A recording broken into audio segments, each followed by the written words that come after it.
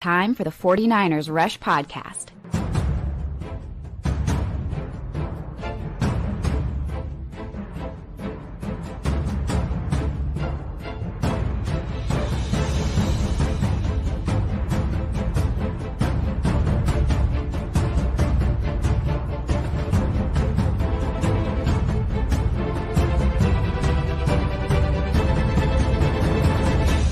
And here's your host, John Chapman. What is going on, faithful? It is absolutely incredible to be with you guys. It's Thursday, which usually we do a coach approach. That's kind of the thing with me and Ant. We're adjusting just a little bit. It's going to be the general manager approach to the offseason, more particular free agency, the draft. I've got some questions that have been bouncing around my head at night and I haven't been sleeping very well. Ant's going to put my mind at ease, and I'm super pumped about that. Ant for 49ers Cutback. How are we doing today, my friend?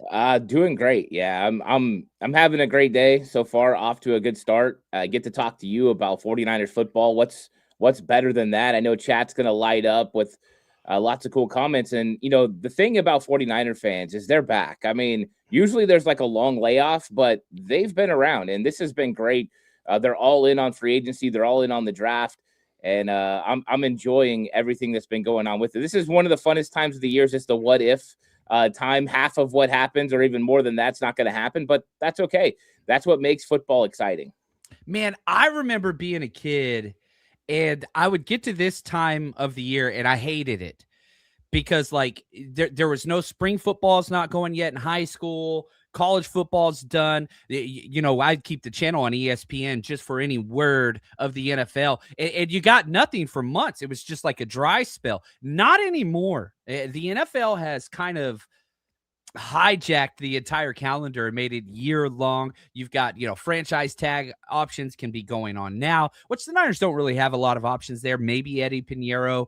But outside of that, that's about it. So I am thankful that we, namely yourself, give people something to go through and deal with and, you know, have this opportunity to talk 49ers in the middle of February, because you go back to 12-year-old Ant or, you know, 14-year-old John Chapman.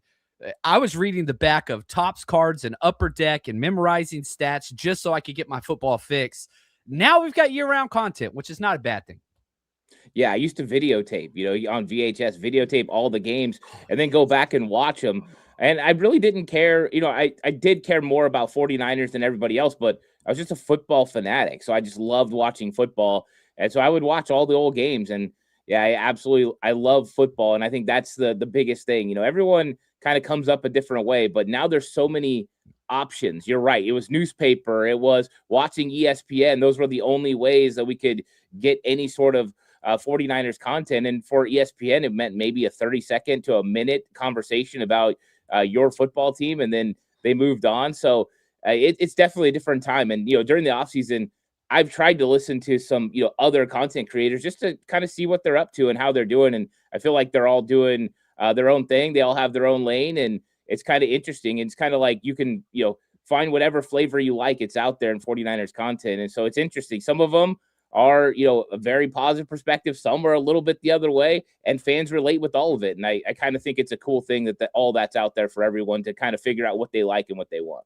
I love that too. Stay in your lane. I don't know what my lane is, but I'm trying to figure out where that is still today. This is episode 1609 of the 49ers Rush podcast, and I'm still like, yeah, I don't know what I'm supposed to do with my hands. I don't know what to do with my hands. We're figuring it out. Now, I do want to do just a couple updates to the schedule. First off, you know, we're during the offseason, you know, this coach approach, this Thursday show is going to kind of be every other week, but the next couple of weeks might be a little different because the 49ers faithful is growing by one. Ant is expecting his first kiddo, and I'm so pumped and so happy for you and your family, man. I could not be more ecstatic. So everybody make sure you give props to Ant. Ant, how you feeling about this? Yeah, I'm excited. You know, we're getting so pumped. We're getting a new one, and you know, it's going to be happening next week. So I'm going to be somewhat busy next week, and then the week after that probably as well. So yeah, it might be a little bit of time before me and John are back together. But, I know when I come back, it's going to be time for free agency. It's going to be time for the draft, and I'm going to be excited about it. But yeah, I'm super excited about, things that are going on in my life. And that's why I was trying to tell some people on Patreon. I'm like, hey guys, right now my life is a little crazy. I'm sorry. It's all good stuff, but my life's a little crazy, the personal life. Luckily it happened in the off season. So, that's great. And it didn't happen during the regular season, which would have been a little bit more tough. Right. One of those old things, John, we know as coaches, it was always don't have kids during the season. Don't ruin everything. And it felt like everyone always did. So, yeah, luckily for me, that didn't happen. So I'm excited about it. My very first coaching meeting, the first thing that he talked about was, man, I'm excited about this staff, excited about the next year. Just want to put this out there. Plan your pregnancies. Do not have kids during football season. I was like, oh shit, he's serious. So yeah, anyway, so good job by you and the wifey, scheduling it accordingly, which is wonderful. Joking, of course, man, but just want to say, praying for you guys. You are the absolute best, and the world's going to be a better place because the more people around Ant, the better this place gets. And so super excited for you and your family, man. So the schedule of shows is going to be kind of weird for the next couple of weeks. It's our off season as well. And I do have to say as well, I'm taking a little bit of a break. The father-in-law has retired, sold his company and retired. And we are all going on a cruise to celebrate him and his retirement and all that stuff. So I'm going to be out of commission. I was talking to the wife this morning, like, dude, can I do some live shows on the cruise ship? Can I make that work? And so I'm trying to figure that out. Probably going to have a couple shows, maybe just on my cell phone, on the pool deck or something along those lines. But anyway, the schedule for the 49ers Rush, that doesn't happen until the end of February, but just putting that out there. And again, I've gotten so many comments, questions, emails about Australia and Mexico. Those are both official now. We don't have the dates, but I do want to let you know the 49ers Rush road trip is 100% doing both. For Australia, we are doing full travel packages, which we are organizing currently, with flights included out of SFO and LAX, hotels, day before rally, tailgate, game day tickets, which if you've never gone to an overseas game, it gets really, really hard to get tickets. We're handling all of that for you. So you ain't got to worry about any of that. We got you covered. And then Mexico, we're kind of doing the same thing, except we won't be doing flights because flights to Mexico City are so easy, so cheap. People can come and go, but we will be doing hotel packages, game day tickets, transportation to the game, all that kind of fun stuff. So stay tuned. 49ers Rush road trip. Gonna get you covered. But let's get to why we are here. The general manager approach to free agency and the draft. This team, the 49ers, very far from competition-worthy roster situation. You got to build out your 90, but you haven't had free agency yet, and you haven't had the draft yet. So one of my early kind of questions is just, look, the wide receiver position, I can't get away from it no matter what. Would you argue it's one of or the biggest weakness on the roster currently? Like, where do you evaluate the wide receiver position in its current status? Yeah, I think it's the weakest. I'm right there with you. I think when you look at the needs, right, they don't have an X wide receiver at all. And then beyond Ricky Pearsall, you got question marks. You got Demarcus Robinson. He's a nice rotational piece. But, what do you got besides that? You don't even have a punt kick returner right now. Sky Moore's a free agent. So there's a lot of needs at wide receiver. So I think because there's so many, I would say that's the number one. And I think we saw that last year without an X receiver, this 49ers team. And they had Juwan. Juwan did as good as he possibly could. But we need somebody else that can stretch the field a little bit and run a lot of the route tree that Juwan can't run effectively, create separation. We need that guy. And I think that's why it's one of the biggest needs, if not the biggest need. I think it is the biggest need. Yeah, I'm with you there. So the way the offseason goes, you have free agency and then you have the draft. So let's kind of go through the organization and the time frame that the NFL has set. You have to address wide receiver, probably multiple. You're not going to be able to get out of this offseason with just one or two wide receivers. You might need three. Free agency of the wide receiver positions already starting to get plucked. George Pickens, who was supposed to be a free agent, he's going to be franchise tag. I fully expect the Colts to franchise tag or sign long-term Alex Pierce, who, we've talked a lot about on this show, and that's, 49ers fit, all that kind of stuff. That market is already starting to dry up, and they're not even in the sphere of signing new free agents. There's not much available outside of that. So you get rumors this week that, hey, if Alec Pierce is the long-term answer in Indianapolis, Michael Pittman Jr. might be freed up. You've got rumors of Mike Evans maybe hitting and testing the market. What are your thoughts on some of these kind of experienced, kind of veteran free agents that might be made available for the 49ers? I mean, you might not have any other options, right? I think a lot of times you want to get these guys coming off, their first contract, and you still have a young guy that you're able to kind of plug and play.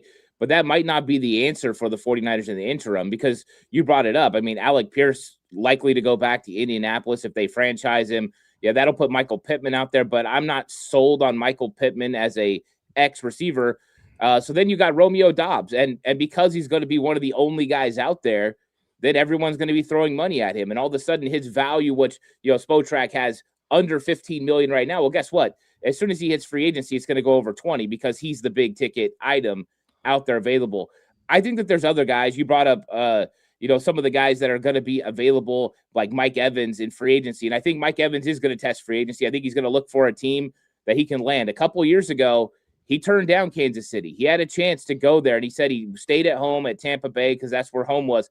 I don't think that's the case. I think he knows he's getting towards the end. He wants to win another Super Bowl. And so he's got to go find a team that's competitive. That means one of these playoff teams he feels like they can go out and win. So I do think he's going to be available. I know a lot of people know that Tyreek Hill comes with a lot of baggage, including injuries, but off the field issues. But that's another guy, the extreme speed. You're already seeing ESPN and others tie him to the 49ers. So I think that those guys are going to be available. I don't know how much interest the 49ers have in those guys, but they might have to have an interest in some guy like Mike Evans or an older wide receiver because there's just not a lot of options out there. And we know Kyle Shanahan, he wants to draft somebody, he wants them to play, but if he doesn't draft a wide receiver in round one, they're probably going to have to learn and sit, and they need somebody that can play right now. Yeah, I'm with you there. And like the thought of adding a veteran free agent wide receiver that can play the X position, the outside, and have that vertical threat is huge. And if you get a 1-year rental to allow some of the young pups, Jordan Watkins, Cowing, who knows, or whoever you add this year, that's very attractive. But man, you've got to pay that wide receiver position. You've got it's expensive. Now, the Musgrave, shout out to him. He asked me a question: if wide receiver Michael Pittman Jr. is available, is he a fit? You expressed not quite sure he's a true X. I thought the same thing. So I went straight to PFF and I was like, where's he line up at? 70% of his snaps are outside, but Alex Pierce played the X. He took that role from him, and then they moved Pittman to kind of the Z big slot role. But he's 6'4", 220. Like he could play the X much better than Juwan Jennings did. I don't know if they do release, if he is a cap casualty, which I fully expect to happen. Are you just against that? What are your thoughts? Because I want you to dive a little deeper just on Michael Pittman, because I think that this is a new avenue for the 49ers that I think I'm okay with. I'm not in love with, but if you told me the 49ers could add Michael Pittman Jr. right now, I'm like, awesome. Right. I mean, it's an improvement. Don't get me wrong. Like, I think that Michael Pittman would improve the X position right now because they don't have anybody. I don't think they want to pay Juwan Jennings, over $20 million when he's not even a true X. I think Pittman has more traits that lean towards playing X than Juwan Jennings does. So I think he could be successful. I just don't know how much he fundamentally changes the offense. And that's one of the things when you're looking at these X receivers, you want somebody that's going to change this offense, right? He's either going to force a two-eye safety look to stay even deeper. That's why we talk about speed and being that deep threat. If those guys have to play deeper, well, then it's easier to run the football. Or they have to be somebody that can create separation on their own and win on one-on-one matchups when the focus is on George Kittle and Christian McCaffrey and those guys, and create some opportunities for those other players. So that's what we're looking at. Is Michael Pittman a guy that consistently creates separation? I don't think so. He's a big-bodied receiver that uses his body really well, makes some good plays, a little more athletic than Juwan Jennings. I just don't think it's exactly what you're looking for. But beggars can't be choosers in some markets, and this is where you're at. And so if he's the number one guy available, then you're going to have to go that direction. But I think that there's guys in the draft you're going to like a lot like Michael Pittman, right? There's a lot of Michael Pittmans in this draft that are going to be available. Can't say that a lot of years. This year you can. Lots of big bodies, right? You brought up who's it? Denzel Boston, right? He's one of the guys that at the end of the first round, like that's kind of what he does. He's a big bodied individual that can go make plays down the field. Yeah, and man, real quick, Big Red says, I came in late. Why are we giving Ant congrats? I want in on it. The family's having a baby. So Ant and the wife, they're extending the faithful community by one. So they're having a baby next week. And yeah, we're pumped about that. So everybody send some good wishes. I freaking love it. Yeah, and then speaking of that, I was thinking about this earlier. I didn't know if I was allowed to comment on it. But yeah, comment Big Red. Can we please recognize how great Ant looks with the salt and pepper look of the beard? I'm just saying. Oh, dude, flexing on us, Ant. Flexing on us a little bit there, man. All right, let's get natural. to that's right.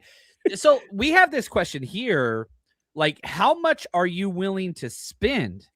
Because I think that's kind of an issue there. And shout out to Niners Par. Like, what's our budget on free agent X? Because this is the market value on Spotrac right now, just for what they're projecting. Now, George Pickens is not an option because he's going to get franchise tagged.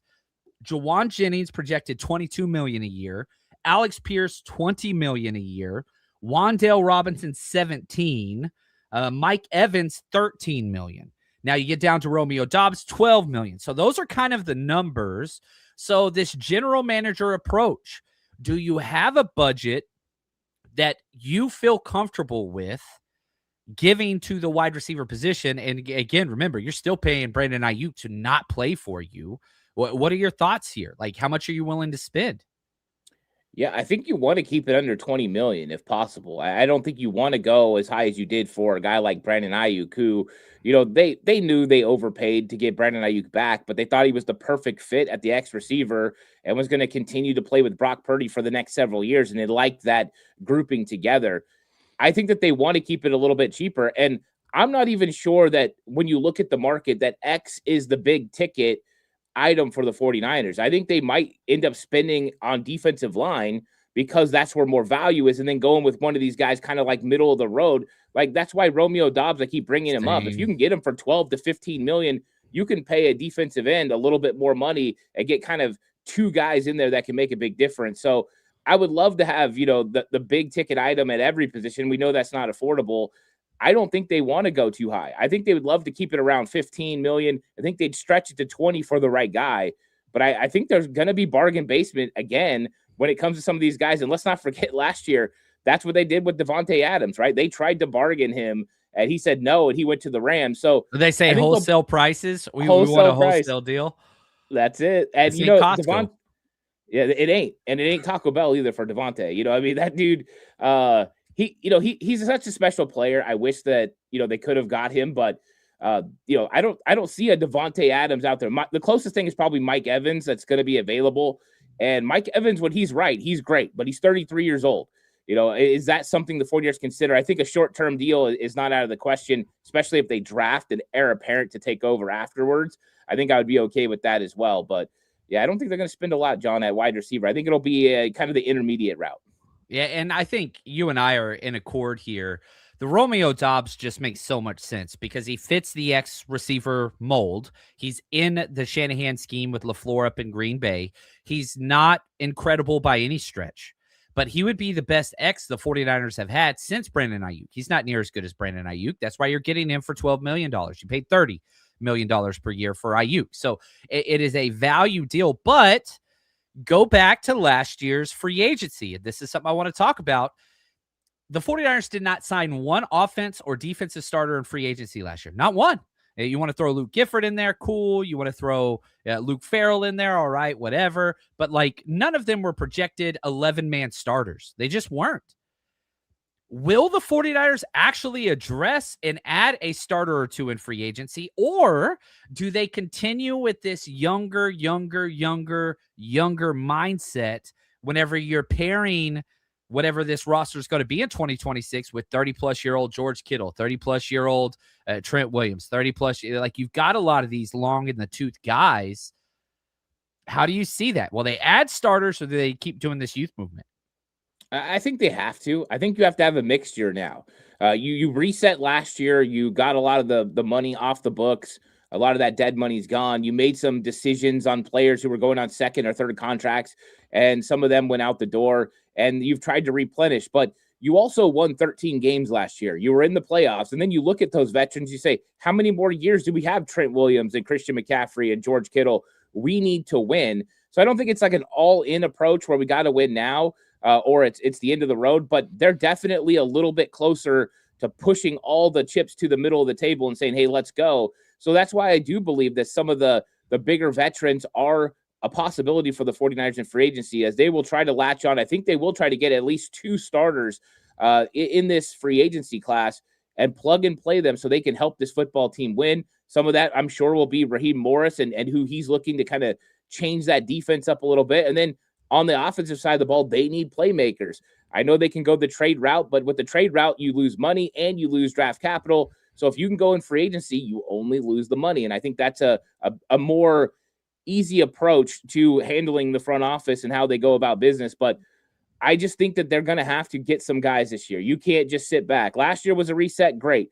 This year, go get it. And I think that they saw how close they could have been if they'd had a couple of moves. So I think they're in.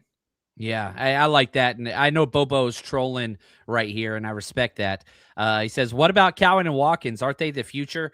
Your hope is for those guys. But with those later, day 3 wide receiver guys who haven't played at all, you don't plan on them being that. You hope whatever you get out of them is a return, but that's about it. Like, you cannot move forward with them as projected starters. You just can't do it. And that's another kind of issue with, let's transfer now to some draft talk, and let's go through this whole entire process of, okay, let's play with and flirt with the first round wide receiver conversation. I know this makes a lot of people disgusted, but let's talk about it right after this. Everybody's betting the NFL in full do or die mode. College football down to the last teams, and the Super Bowl is just right around the corner. If there was ever a time to get involved in the game, it's now. And MyBookie makes it stupid easy to play. One account, one wallet, bet the spread, live bet the second half, hit the casino during the commercials. It's all in one place, and you've got the power. Go to mybookie.ag now and use promo code 49ers, 49ERS, and you get your first bet covered up to $500. If it doesn't hit, use your bet back bonus token, run it back. Don't just watch the playoffs, make them pay. Bet anything, anytime, anywhere, and I mean anywhere, Texas, California, no matter where you are, only at MyBookie.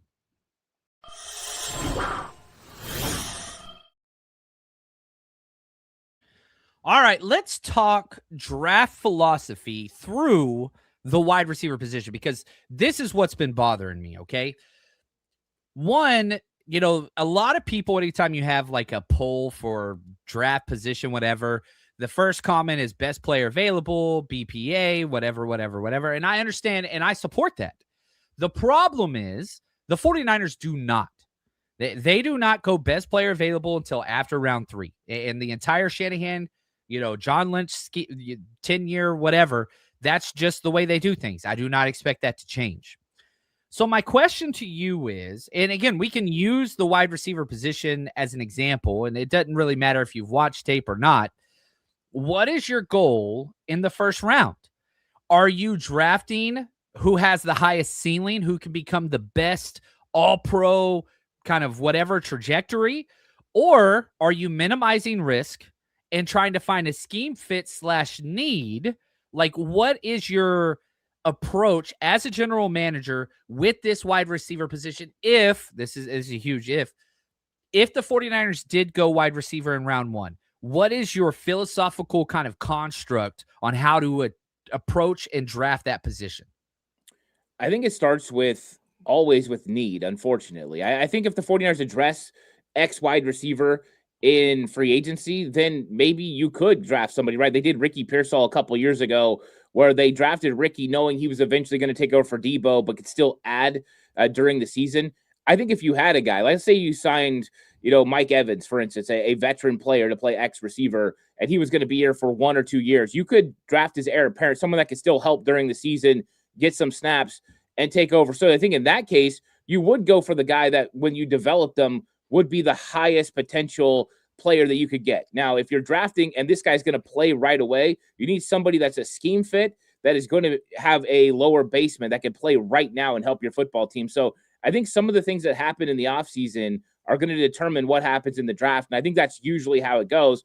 The 49ers, that's why they always say they would love for the draft to happen first and then free agency. So that way they could draft for need and then fill in the holes that they don't take care of. And I think you would get more BPA if you did that and then fill in the holes in free agency. That's not how it works. So they're kind of doing it on the other way. That's why you get a lot of low budget free agents that they sign, is they're trying to fill a bunch of needs. That way they're not just held to one position.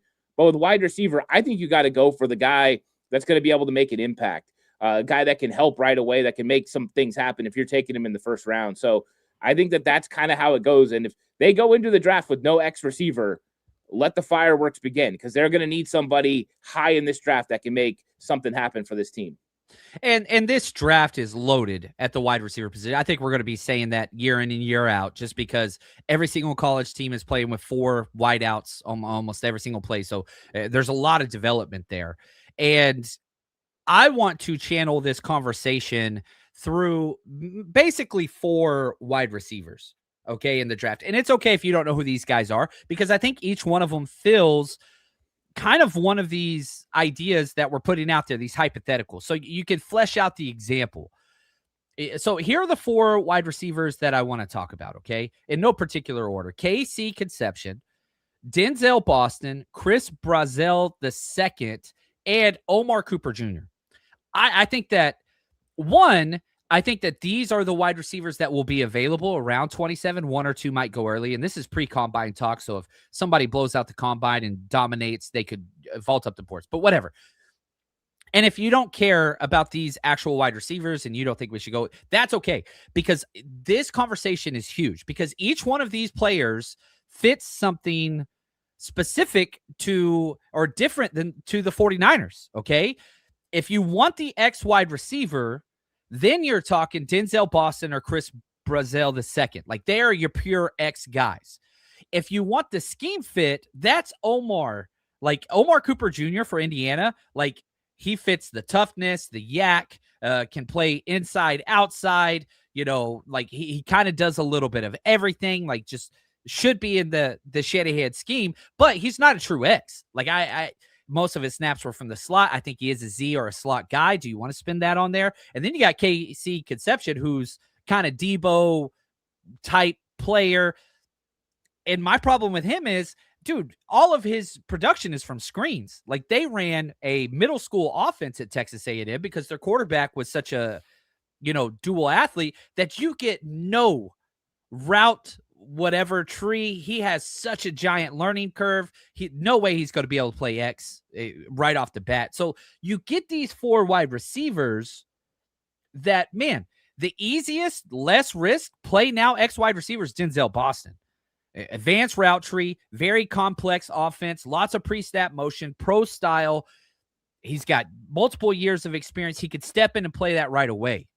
But whenever I look at who could be the best out of all of those, Chris Brazel II has the highest ceiling to me, and it's not close.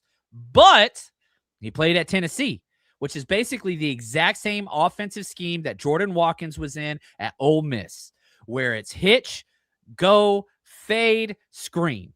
That's it. And so, like, you see the upside. He's the home run, and I think way too many people are sleeping on him. Like, I really, really, really like this kid, but now you get into this trajectory of, can he develop into our scheme, the route tree, all those things. He runs better routes than Boston does. However, he never has been asked to do any of these complex routes. So I don't know. Talk to me about those 4. Have you watched them? What are your thoughts? And just kind of, how do you sift through this? Yeah, luckily I started with wide receiver when I did my draft work, because I really felt like that was the biggest need. And I did my first mock draft this week, and Chris Brazel is who I drafted in the 2nd round. He's available in the 2nd round in most of the mock draft simulators. That's not going to happen after the combine, more than likely. No. I think he's going to blow the combine up. His athleticism, his size, 6'5", the dude's ridiculous.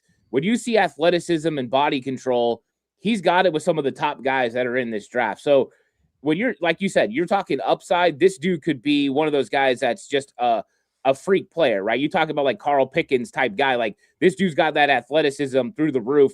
And so if you've got time, if you've got somebody that can play ahead of him and you can kind of play him here and there, spot play him and send him on some of these deep routes and allow him to kind of work into the offense in his rookie season, by the time you get to year 2, year 3, he's going to be a dynamic player for your football team. So I'm with you on him. He's super, super talented.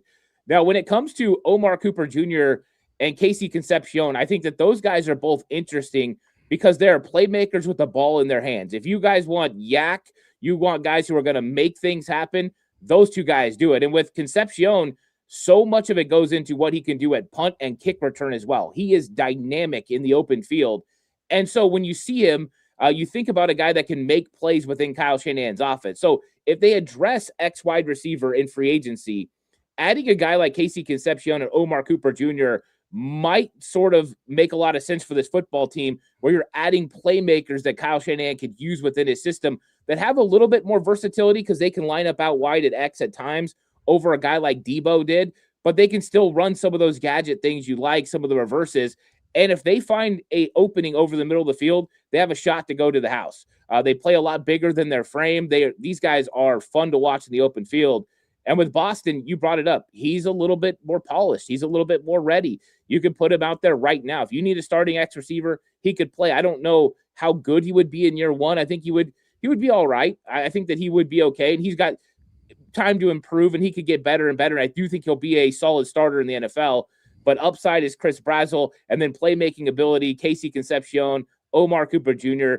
4 good options for the 49ers, but 4 different paths that they would have to help your football team in 2026.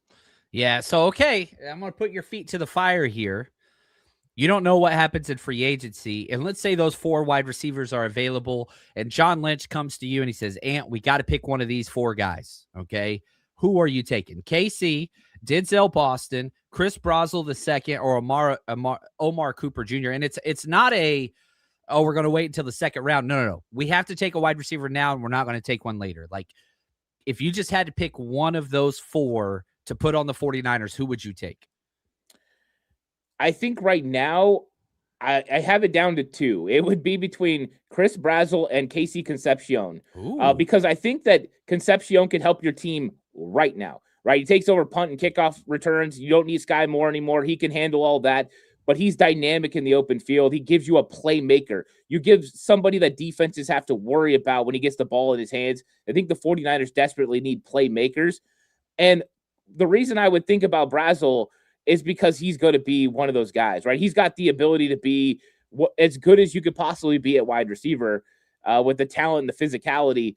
I just don't, I don't know. I'd probably go Concepcion if I knew that they had an X receiver, but I'm not all the way there yet. I'm not even sure that a month from now you would ask me the same question and I wouldn't be pounding the table for Chris Brazzell because I do like him a lot.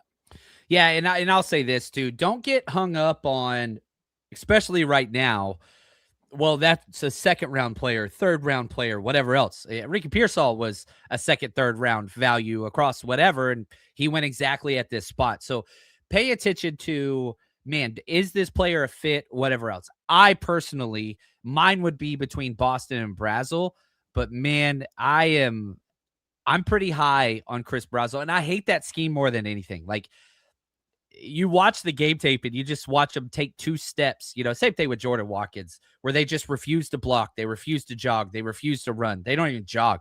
They coach that there. Drives me insane. I hate that Art Briles system. It should be punted to the moon.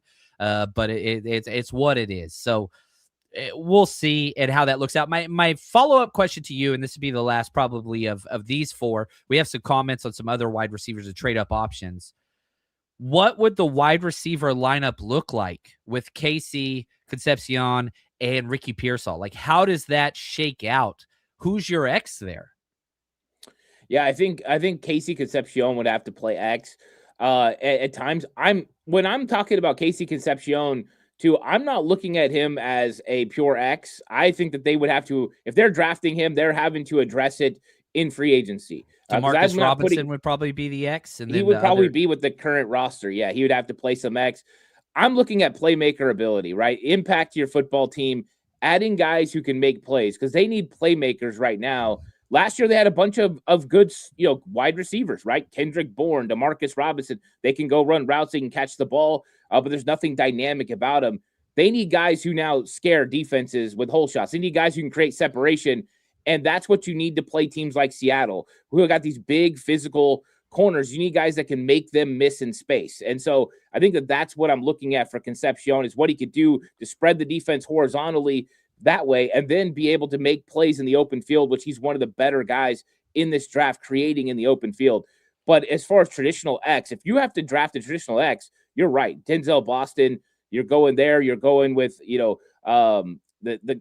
Brazzell. I went blank for a second. Chris Brazzell, one of those guys at X. But if you're looking for a pure playmaker in round one, Casey Concepcion's one of those guys.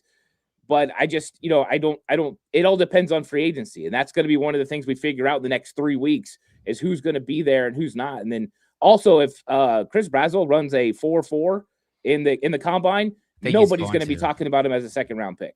No, yeah, I don't know where that came from. And so, again, I try really hard whenever I start my draft process, which is intensive. The idea is I don't look at any other sources. I try my hardest to just blank out the noise, go through the stats, go through what you have available, and then look at the film. And then where does this shake out? And so that's why, man, I see where they're at on the big board and whatever else. And I'm just like, when you have elite traits, when you're 6'5", 200 pounds, run a 4.4, and then can cut at the top of the routes like that, and you have the body control that he had, I'm just like, man, these are round one traits. So right now, I wish there was a place I could bet the over under on where he's going to get, drafted, because it's got first round written all over it to me. Now, I want to talk a couple other positions in the draft real quick, and then we're going to get through our questions. So if you got some more questions for us, throw those up in the chat. I'll be starring those, and we'll get that to the last portion of our show. But if you go to any football game, basketball game, concert, event whatsoever, there's only one place to go through. Hey, Niner faithful, if you're looking for tickets to see the 49ers play this season, TickPick is the destination for the best deals you'll find on tickets with absolutely no hidden fees. TickPick guarantees the best price on tickets to every NFL game and beyond. Download the TickPick app and use code NINERS, NINERS, at checkout to save $10 on your first order. Again, that's code NINERS. Get your tickets ready today to cheer on the team with the rest of the 49ers Rush community, and all of our events for the 49ers Rush road trip are sold exclusively on the TickPick app or tickpick.com. Just search 49ers Rush. I want one more follow-up question just on we talked through the wide receiver position and how you've got to have somebody that can impact now, play now, and all those kind of things. Does that philosophy change with other positions? We know edge is a priority. We know offensive line, the fans seem to think is a giant priority. The 49ers front office completely disagrees. But does your first round philosophy change for other positions with risk versus, play now and all that kind of stuff, ceiling, all those things factor in? Does it change for any of those other positions? I think when you draft in the first round, you're expecting that player to play during their rookie season. You're definitely not wanting to park them. I think when you get to the third round and beyond, you can consider parking somebody and them being an eventual player where you are betting on upside. You're like, okay, they're not going to make an impact in year one, but year two, year three, they're going to develop into Dre Greenlaw, or they're going to develop into, one of the Azeez Al-Shire, one of these guys who really developed at linebacker or other positions. I think in the end of the first round, though, you're looking for somebody that can make an impact. I don't think the 49ers have a roster that has a luxury to say, hey, we can park a first-round pick and he can get better. They've got to have a guy that can make an impact right now. So I do think it matters. So, when you're talking offensive line, they need to be able to step in and play left guard initially for the 49ers, unless the 49ers go a different route, and sign somebody in free agency. But even then, that guy's got to be the swing tackle. That guy's got to have some sort of effect on the team. That's why I think a lot of times the 49ers will go a different route instead of offensive line. I think they were close last year. I think they almost went Kelvin Banks if he would have been available and those picks would have been flipped. Mikael Williams would have got taken by the Saints. They would have went Banks. We'd have been talking about him as the left guard and then the eventual starter at left tackle. So they're close to pulling the trigger. Just it didn't work out. So this year it could. But I think, positions, they got to be able to help. And so if you're going to get a top-of-the-line starter at pick 27, then, you'll do it. And then that's when you can kind of throw out some of the position value because as long as you can get a guy that can play and start, then it's worth it for your football team. Yeah, I like that. Now, I don't want to – let's go ahead. I'm messing up the order in my head. Offensive tackles, that's what I've been doing the past 2 days. I'm a huge fan of Monroe Freeling out of Georgia. And again, you look at the projected whatever, he's projected to go in kind of the 30s, 40s. But I'm just like, man, offensive tackles always vault up. You always get 3 offensive tackles in the top 3 or 13 picks. You can pencil it in. Every quarterbacks, offensive tackles always shoot up the board, and no matter, and edge rushers I would throw in there as well. Do you have any early favorites if the Niners did go first round offensive tackle, somebody could play guard then kick out eventually? Is there anybody that stands out to you so far? Yeah, I mean, Monroe Freeling is really good. And I don't think Monroe Freeling is going to be available at 27 anymore. I don't. Yeah. I think right now he's kind of in that area. But I think he's going to be a top 15 pick. When you look at the way he moves in space and how good he is, even though he's still a young player, he hasn't played a lot of snaps in his career. This dude's got a lot of growth. He's going to get better and better. And if he puts on 10 pounds, the dude's anchor is going to be fantastic. I think that he's going to be a top 15 pick. I would love to have Monroe Freeling. I think that he would be phenomenal. I think he'd be the eventual replacement for Trent Williams. So then you start looking at guys like Maxi Honachor out of Arizona State. That guy's a big freak of nature, played soccer and basketball, super athletic. I mean, nimble feet. He's a fit. You could put him at left guard. And what I love about him, he's nasty. I mean, the dude is just a nasty dude. He punched more in the Senior Bowl. I mean, they got into it a little bit. He's got some fight to him, as the Joker says, and I like that. So I think that he's a guy that I'm interested in at the end of the first round too. So those guys, especially, I'm sure there'll be more as we get deeper and deeper into this thing, but hyper athletic, hyper fits who could step inside and play guard and then slide out to left tackle once Trent Williams retired. There we go. And man, I hate it when, I like it whenever I get the validation of, man, I watched Monroe Freeling's tape and started my write-up on him. I'm like, holy cow, this dude's for real. It's all I want to know, and Ant and I haven't talked about this before. I want to know if Ant agrees, and then he says he's going top 15. I'm just like, damn it. I just wanted validation, Ant. I didn't want to know that it's a pipe dream. It's what it is. And shout out to my man, Lieutenant Simplejack, Rob Louder, Striking Gold Podcast. Always good to be with you. We got to get a show together here soon, my friend. I'll text you. We'll set it up. Shout out to David. Look at this. David V, #TC, #CC, member for 53 months. Thank you so much just for your support and kind of everything you do. You are a freaking legend. Just legend. I love it. I love it. Now we got these questions, and I struggle with these because I might be in the minority here. And we always fall in love with these players. You're picking 27. You're not, quote unquote, getting the blue chip, whatever. But Mekhi Lemon, I feel like a lot of people are infatuated with the USC wide receiver, projected to go anywhere top 10 to kind of top 20. And Jeff asked right here, Mekhi Lemon, John, we got to trade up. Is it realistic at all? I might not be as high on Mekhi Lemon as everybody else is. I don't know. Talk to me a little bit. What are your thoughts? Have you watched him, or is the fact that he's going to go earlier and that's just kind of established? Has he not entered your equation yet? Well, the fun thing is, I'm on the West Coast and you are too, John. I watch a lot of old Pac-12, teams. So I'm watching USC a lot. Yeah, I've always been kind of like a fan that watches their games. I do the same with Oregon and others. It's just interesting to me to watch those teams. So I've seen a ton of Mekhi Lemon. Mekhi Lemon is a baller. I like Mekhi Lemon, the way that he attacks defenses. He goes up and make plays. And the thing that I love about him and what he was able to do in games is defenses knew who was getting the ball. They just couldn't stop him. And I think that that's a trait that sometimes gets forgotten in today's college football is those guys that just don't go away. And Mekhi Lemon's one of those guys. There's nothing that's going to jump off the charts with size, weight, speed, nothing. He just is a football player. And so I am a fan of Mekhi Lemon. I do not think there's any chance he's available for the 49ers at 27.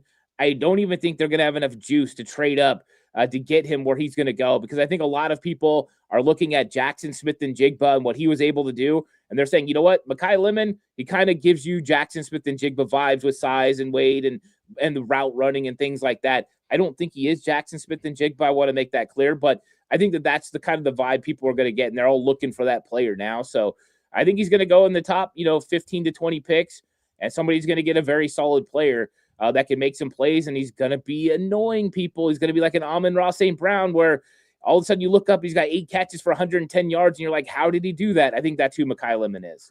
See, I see Amon-Ra St. Like, that is the guy I see. And it's funny, you bring up JSN. He went 22. So, like, these guys, these wide receivers that are not your pure outside wide receiver typically fall. And, my issue with Mekhi is he has the fewest snaps of any draft-eligible wide receiver. Like, experience, not there.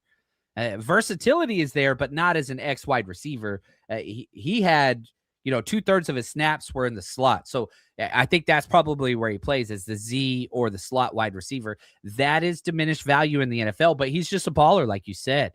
So, I do think that you would have to trade up for him. I do not, and this is where, again, back to this draft philosophy, I do not consider the slot wide receiver position to be a premium position. I would trade up for an X wide receiver. I would trade up for a left or right tackle. I would trade up for a quarterback. I would trade up for an edge rusher. Cornerback might be in there, but trading up in the first round, you have to pay a premium usually. I don't want to pay that for a slot unless they're generational. Excuse me. He has too many question marks for me. Lack of experience. We'll have to see how the testing goes. But yeah, his tape is phenomenal. There's not a lot of it. And so I like how much people are passionate and love Mekhi Lemon, but the positional value in my head, I'm not trading up in the first round for a slot wide receiver. Me personally. Now, if I'm jumping from 27 to 25 and I'm giving up a future 5th rounder, something small along those lines, all right, cool. But I don't think that gets you close enough. I think you would have to jump up to 20, best case situation, to go up there and get them. And, I'm looking at the draft trade chart to jump from 27 to 20. You're talking 170 points. Man, you're giving up a 3rd rounder plus, probably a 3rd round pick this year and next year. That's just, the Niners can't do that, in my opinion. So Mekhi Lemon, I would not trade up for him personally. Your thoughts on just, should they pursue going to get him? Should they get aggressive? Or I don't know. How do you see the position value there? Yeah, I love the player, but I always can kind of set forth I love these guys, but I know that realistically they're out of realm of possibilities, and you trade up for a player that you don't have a real vision for and that you don't feel can eventually reach that level. I think Mekhi Lemon, because he's going to go so early, I don't even think it's like a conversation point, right? If he got into the 20s, okay. I think that then, yeah, it's like a realistic conversation of, now you've got a decision to make. Maybe someone fell in love with Casey Concepcion and it made Mekhi Lemon slip a little bit.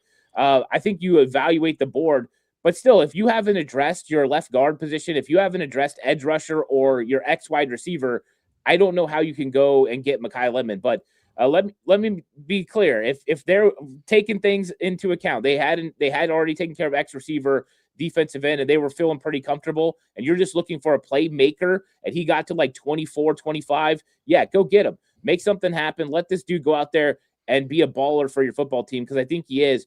I kind of like those guys in Shanahan's system, but you got other things you got to take care of first, and they always do that. They don't do best player available. Yeah, and look at this, Bobo. Great question here. Trade our first pick and Mac Jones for Mekhi Lemon. Okay, let's play this out. I like this. This is a wonderful question. Okay, so the 49ers pick 27. What teams could you trade to that need a quarterback? Buffalo 26? No. Chicago 25? No. Cleveland at 24? Yeah, they need a quarterback. To jump up, man, you're talking about a 60-point jump. That's equivalent to a late 4th round pick. I think Mac is worth more than that. Philly at 23, no, don't need a quarterback. 22 Chargers, no, don't need a quarterback. 21 Pittsburgh, Okay, do they re-sign Aaron Rodgers? If not, then that makes kind of sense. And I think that's kind of the value jumping to 21. Again, just carrying this out. 20 Cowboys, no quarterback needed. 19 Panthers, no quarterback. 18 Minnesota. That is the preferred spot. So that would get you there. I think that makes a lot of sense. So Bobo not saying yes or no. I still would not. I would not trade Mac Jones and our first round pick to go get Mekhi Lemon personally. Again, a lot of it just goes back to my value of that positional player. And, Jay Isaac, I love this. If you're telling me Mekhi Lemon is on the level of, St. Brown, it's nothing to talk about. Go get him. Amon-Ra St. Brown went in the fourth round. Now, he's elite. And so just because, and this is another thing too, when we do comparables and we say somebody reminds me of this style of player, that does not mean he's going to be that guy. They remind us of that player coming out of college. It's that type of player. So whenever we do these comps, it does not mean, oh, you're getting Amon-Ra St. Brown. Oh, you're getting a bigger, I don't know, skinnier DK Metcalf, or like, that's not what those are. It's just to help you understand the style or the athletic build of a player. You're not trading for Amon-Ra St. Brown. He's that type of player. Thoughts whenever you use these comparisons and whenever you throw out these player comps, put some word and verbiage to what that means for the listener. Yeah, what I'm looking at is a guy that kind of wins the same way, right? He's a guy that will operate in the same manner. Amon-Ra works over the middle of the field. He plays out of the slot. He's a guy that can make plays in the open field, who's got sneaky athleticism. I think that those are the kinds of things that I look at when I'm comparing players. A lot of times it'll be height, weight. For me, it's kind of play style. I'm like, okay, this guy kind of plays like him. So he could end up developing into somebody that's like this player. And we do that a lot at pretty much every position. And you can tell running style, route running, all those things remind you of certain guys. So, yeah, when you're doing it, you're not saying this guy's going to end up being that player, but this guy has some of the traits that make you think like, okay, he can operate within the offense the same way that guy does for that particular team. He could become a player like that. I think that's how I do it with comparisons. Yeah, and shout out to Cal with Chip, though. He's our resident draft scout. He puts in the work. He says, Mekhi Lemon's nowhere near as strong or tough as St. Brown. Here's my very first thing I wrote on Mekhi Lemon: tough and fearless. We'll go over the middle, no hesitation. I don't think anybody's as strong as Mr. Olympian's son. Yeah, that's a little bit different, but I will say tough factor. It's up there. And I hate helmet scouting. Whenever you get the same player out of USC that's same height and build, and so it's very easy. Just you've seen this in that uniform before, but the similarities are there.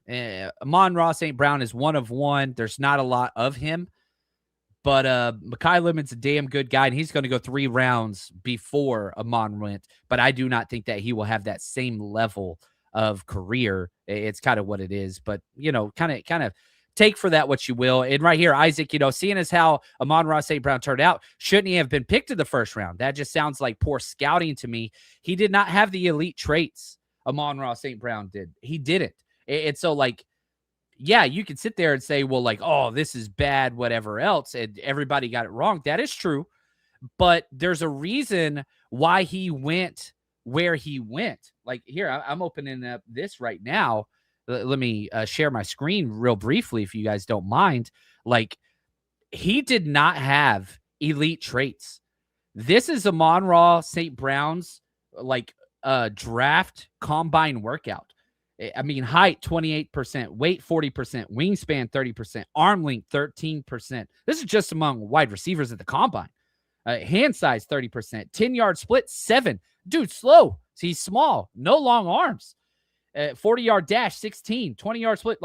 The things that make Amon-Ra St. Brown so great is work ethic and strength. Like we talked about, he had 89 bench press. His comparisons, look, you enter it. And again, this is why scouting is not necessarily a science, but it's an art. Listen to these player comps: Ronald Hall, Isaiah Williams, KJ Osborne, Corey Coleman, Tim Jones, Freddie Swain. Like, there's nothing that screamed elite first round talent wide receiver. Like, Amon-Ra is the exception, not the rule. And so, like, if you're going to go target non-elite traits at a skill position, more often than not, you're going to be wrong. I don't know. Bounce this off the wall with me a little bit. Am I insane here? Like, yeah, they got a home run and he should have been drafted in the first, but there was nothing that he did testing film wise that said that dude should have went first round.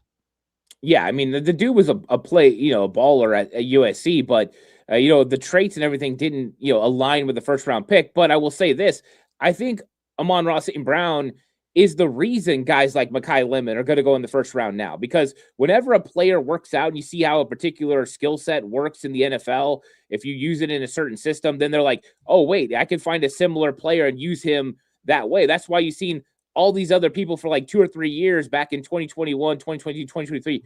Everyone was looking for Debo, right? Everyone was looking for that guy that can make things happen behind the line of scrimmage and could be a wide back kind of player. And everyone kept saying that this guy's got wide back potential. Well, that's what they're doing with Amon-Ra St. Brown, is they're looking at him and they're saying, this guy kind of reminds me, we could use him in the slot this way and he can make plays. So it's creating more value for that type of player in the NFL. And that's what it's about when you're talking about the draft, finding guys who find value. And with the offenses, the spread offenses, the way they are, these guys can operate a little bit easier now in space. And that's why Mekhi Lemon's going to be a first round pick, because Amon-Ra St. Brown paved the way. Yeah, I like that. And shout out to Isaac. He says, I hear you, though. He crawled so they could walk. For sure.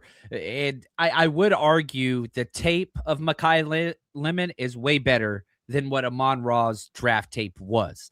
My biggest thing, I want experienced players, and he has the least of experience of any draftable wide receiver. That's a red flag for me, personally.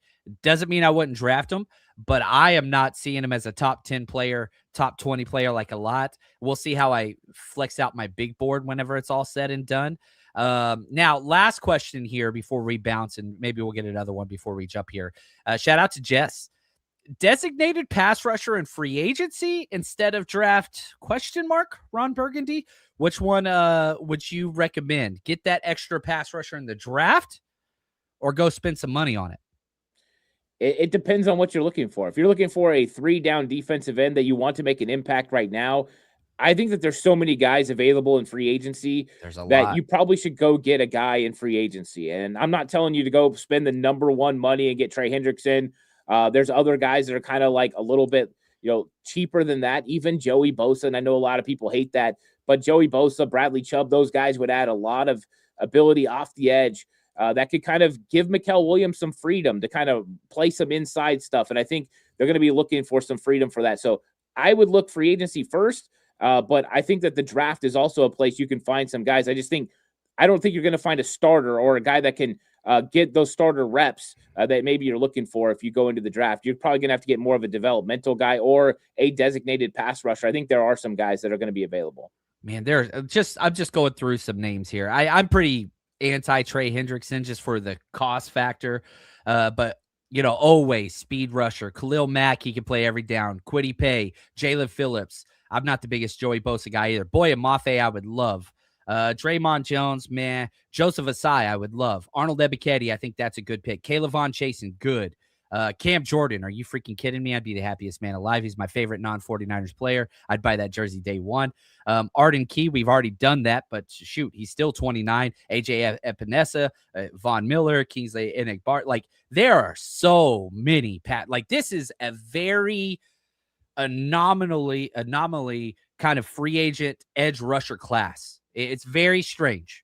And so whatever your poison is, you can go get it. You want the speed guy, you want the 4-down guy, you can get it. You want the run defender, you want the versatility, you go get it.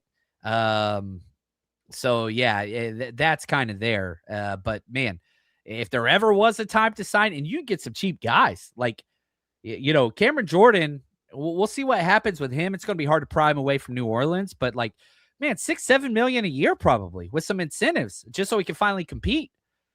That's there. Like, come on, man. Like, go do that. I I love Cameron Jordan. I'm sorry. I know I said we're about to be done. I freaking love that man. He is awesome. I love how he talks trash to everybody, including coaches and refs. He is, dude, come on, Cameron Jordan, $6 million. Oh, yeah, I don't know. I'm a crazy person. Silent, appreciate the super chat. He says, compare Boston, Brazil, and Fields. There we go. So we're throwing another name out there.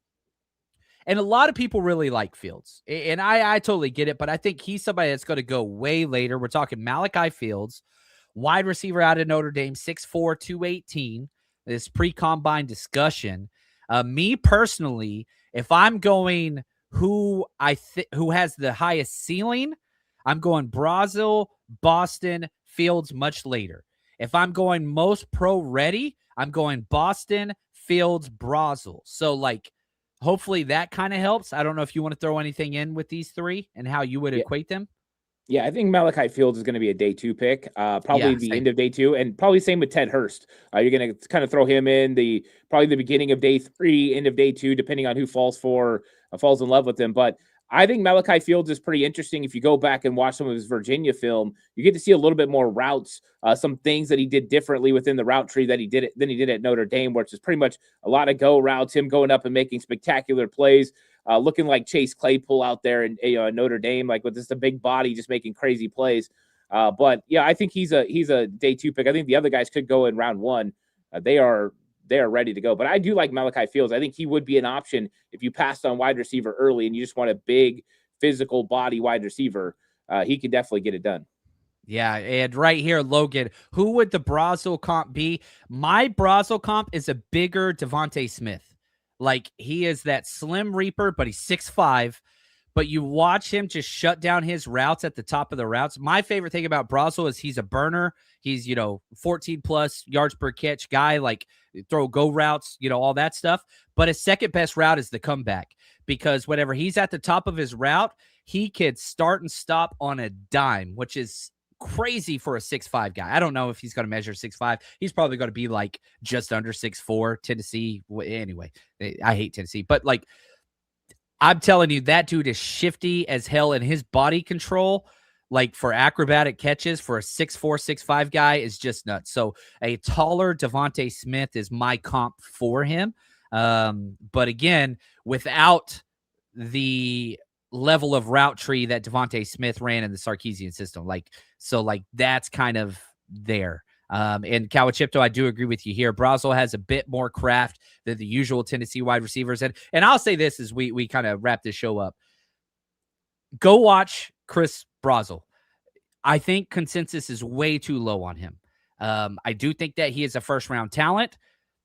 There's a little bit of question mark there just because of the scheme. Adversity is going to be tough for him at the next level early on. But there is nothing about his tape that says he cannot run the full route tree. He just has never been asked to do it. So take that for what you will. Ant, this might be our last show together for a little while in the best of ways as the Cutback crew grows. Any parting thoughts before we jump out of here? Yeah, everyone enjoy the combine next week. It's going to be a lot of fun. Take a look at all these prospects, start getting involved in, what they're doing, and really, just pay attention, listen to what people are saying about them. It's a fun time, and you can really have a lot of prospects that you're going to fall in love with. Most of them are going to end up playing for other teams, but it's a really exciting time. I think that the draft is one of the funnest things, but then free agency as well. We'll see what the 49ers do, but everyone have a good time. Enjoy. I'm still going to have content coming out, so check it out. If you see it posted, I'm pre-recording some stuff, so that'll be available. But I hope everyone has the best time and enjoys the combine and the start of free agency. And I can't wait to get back on here and talk with you again next time, John. I'm looking forward to it. Oh, I love it. And if you want to get Ant something for, the baby shower, whatever, here's what you do. You go subscribe to his Patreon. Go subscribe to his Patreon. That is the best gift that you can give him and support the family. So go check it out. Patreon.com/49ers Cutback. Is that correct?